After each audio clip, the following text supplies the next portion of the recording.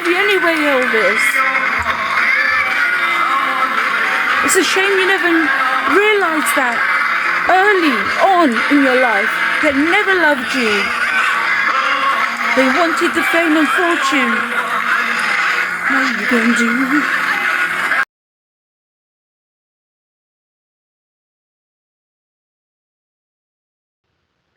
Hello everyone, and welcome to my Elvis Presley channel. I'm thrilled to be here today. How are you doing? Why don't you guys take a little break, sit down, relax, grab yourselves a nice hot cup of tea or coffee and join me for a trip down memory lane. And in today's video we are going to find out whether Elvis Presley copied Roy Hamilton's music style. The answer to this question is absolutely not, as far as I'm concerned. Now, Roy Hamilton was a black musician from the 50s and the 1960s. He was a rhythm and blues gospel singer who had a very powerful baritone voice and was classically trained. He had an operatic voice. And Elvis was certainly inspired by Roy, and Roy also admired Elvis's music. Nobody copied anyone here. Nobody copied anybody. Elvis started singing as early as 1953, and Roy came on the scene in the mid-50s. They were of the same era. In fact, Elvis was possibly started singing before Roy. To be honest, Elvis was influenced by many singers, not just Roy Hamilton. He was influenced by both black and white singers. He was influenced by people like Dean Martin, Roy Orbison, Mario Lanza, Billy Eckstine. And I just don't know why people are turning this story between Elvis and Roy into a race issue. Elvis had his own distinctive, unique baritone voice and his own distinctive music style. He didn't need to emulate anybody's voice because Elvis had the sweetest, the smoothest, the most magical and the most angelic voice you could ever imagine. Elvis's interpreted songs in his own unique style. He had a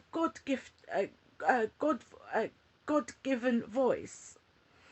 He had many music styles, and they did not copy one another. Roy and Elvis did not copy one another, because Elvis created sounds by blending country music, gospel, rhythm and blues, and and Roy and Elvis have definitely had a love and respect for one another. They both grew up listening to gospel music in churches. Elvis actually grew up listening to black music and rhythm and blues. And Elvis gave credit to black musicians who influenced and inspired him. Some black musicians would say there was cultural appropriation, cultural appropriation. But Elvis gave credit to black musicians. Elvis actually promoted black music, and he brought it into the mainstream forum, and Elvis credited black musicians for their artistry and their creativity, and black musicians loved Elvis Presley so much. It's unbelievable how highly they speak of him. There was no cultural appropriation, because once a song is out there, anybody can make a cover of it. It's not against the law. If you have approval from the artists themselves, it's legal, Elvis admired lots of singers, especially those with strong, dramatic voices, such as Roy and Mario Lanza. It's true that Elvis may have taken inspiration from Roy's big voice, his big, strong vibrato sound, and the gospel flavour. And Other singers such as Jackie Wilson and the Righteous Brothers were all influenced by Roy Hamilton, not just Elvis Presley, you know. The Righteous Brothers covered a song, they covered Roy Hamilton's song, it's called Unchained Melody. And Roy himself adopted a more crooner style in his music. Roy was influenced by crooners such as Frank Sinatra and Dean Martin. Does that mean he copied them? No. Roy was influenced by other singers and was also influenced by Elvis. So many musicians have been emulating Elvis's style over the years, you know. Musicians such as Bruce Springsteen, Jackie Wilson, Buddy Holly, Joe South, Mick Jagger, Cliff Richard, Roy Orbison, Wanda Jackson, Gene Vincent, Bob Dylan, Tom Jones, and many more. These people drew inspiration from Elvis. They were all inspired by Elvis's powerful voice and his dynamic singing. They were influenced by Elvis's ability to convey deep feeling through his vocal delivery. What I'm trying to say is that all singers draw inspiration from other singers. Elvis and Roy became really good friends. They had mutual respect for one another. You know, Elvis Presley covered some of Roy's songs, including songs such as Unchained Melody, You'll Never Walk Alone, You Can Have Her, I Don't Want Her. In fact, these songs were covered by many artists, not just Elvis Presley. So Elvis didn't copy anybody. Moreover, some of Roy's songs were covers. Roy covered songs. For example, It's Only Make Believe. It was a cover song for Roy. The Dark End of the Street and Angelica, they were covers. I must say that Roy and Elvis had similar voices and similar styles in the delivery of their songs. But I just want to reiterate that Elvis didn't take anybody's songs. Roy did not steal anybody's songs. They sang cover versions of songs, and whenever Elvis did cover versions of songs, he gave the original artist proper credit for the song. Elvis was a great fan of Roy's powerful vocal delivery, yeah? But Elvis didn't copy Roy's voice and style. This is absolutely not true. Elvis had his own unique voice and style, which was shaped by many genres of music, such as country, rhythm and blues, gospel, pop.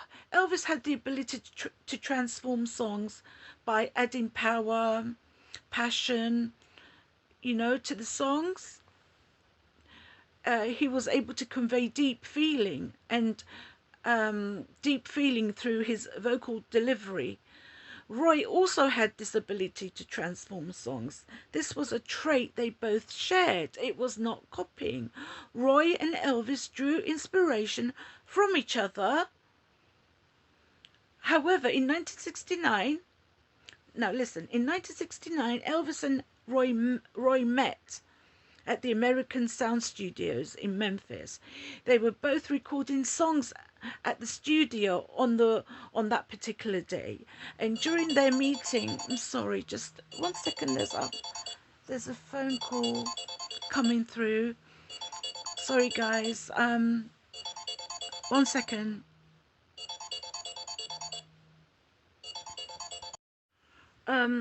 Sorry, where was I, guys? Okay, that's when Roy and Elvis met at the American Sound Studio in Memphis. They were both recording songs at the studio on that particular day. And during their meeting, Elvis decided to do something special for Roy. He gifted Roy a song. Elvis was supposed to record this song. It was called Angelica, but Elvis decided to give this song to Roy as a present and to show his appreciation and respect. And Elvis believed that the song suited Roy's voice.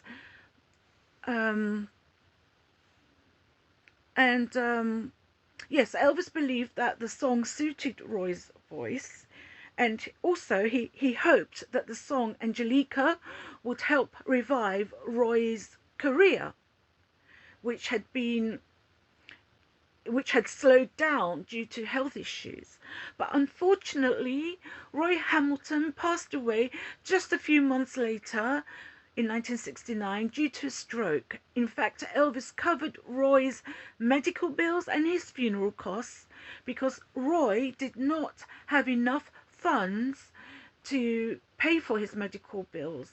In fact, Roy's wife, Myrna, tried to obtain public funding for Roy's funeral. However, Elvis paid the medical bills and the funeral. He paid for the funeral, and yeah, Elvis paid with his heart. He loved helping people. Elvis would also send Roy's wife, Myrna, a rose every single day during Roy's hospital stay. And after Roy died, Elvis would continue to send flowers to Roy's wife for the following 6 months after the funeral. But it's so tragic. What a sad ending for Roy Hamilton. He was only 40 years old when he passed away. And Elvis was deeply saddened by Roy's death. He was so young, just 40 years old. But you know what? Elvis's generosity was well known. Elvis was not only generous to Roy, but to many other musicians and their families in times of need, including Jackie Wilson. He helped Jackie Wilson, he helped Fats Domino, and he helped James Brown. They all loved him. Elvis supported black musicians. Elvis was generous to family, to friends, and even to complete strangers. See, Elvis was famous for gifting cars to family, friends, strangers. He donated to hospitals, schools, charities. He gave money privately, and anonymously, which is how charity should be done, in secret. Another one of Roy's songs I want to talk about is called Without a Song. Elvis paid tribute to Roy Hamilton by reading an extract from this song at his acceptance speech for the 10 Outstanding Young Men of 1970 awards. Now let's hear the words. Let's hear Elvis talking at the awards ceremony. Guys, wasn't that wonderful? Now, I want us to listen to Elvis and Roy singing I Don't Want Her, You Can Have Her. Let me play Roy singing and then Elvis singing. They are brilliant. They both sang You'll Never Walk Alone really well as well. Let me play you a bit of this song from both Roy and Elvis. Guys, they are superb. They are both superb. What a wonderful singer Roy is.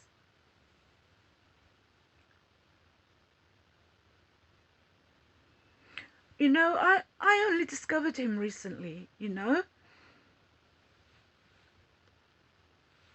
And the story between him and Elvis was very interesting. You can see they had a great time when they met. They are laughing and smiling from ear to ear. Anyway, guys, I've done enough talking.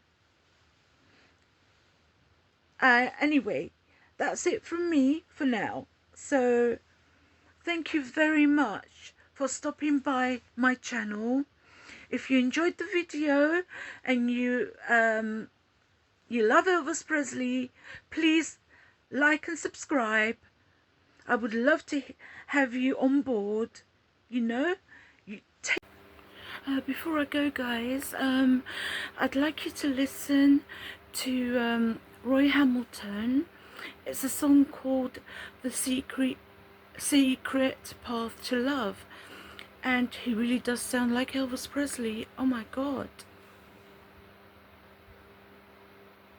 There's a secret path to love, but I can't find it all alone. Darling, walk with me, talk with me as I go searching on. So guys, he sounds so good. I can't believe it. It's absolutely superb. And he does sound like Elvis.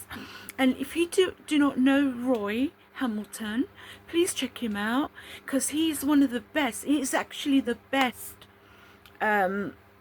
black musician from the 50s and the 60s, because I love his voice, and he does sound like Elvis. He really does, especially when they do the sound to love.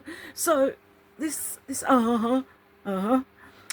who started it? Was it Elvis or was it Roy? Some people say it was Roy and Elvis copied Roy, and some people say Elvis was hers. I don't know. It doesn't really matter anyway. They both sound absolutely wonderful. So please do check out Roy Hamilton. He is the best from the 50s and the 60s. You know? Anyway, guys, I'd like to thank you for being here today. So wonderful to have you with me on this channel, you know? And I will see you soon, guys. You take care. Lots of love. Wonderful to have you here. I will see you soon. Okay? Now, stay safe. Lots of love. Sending you love all the way from London. London town. See you guys. Mwah.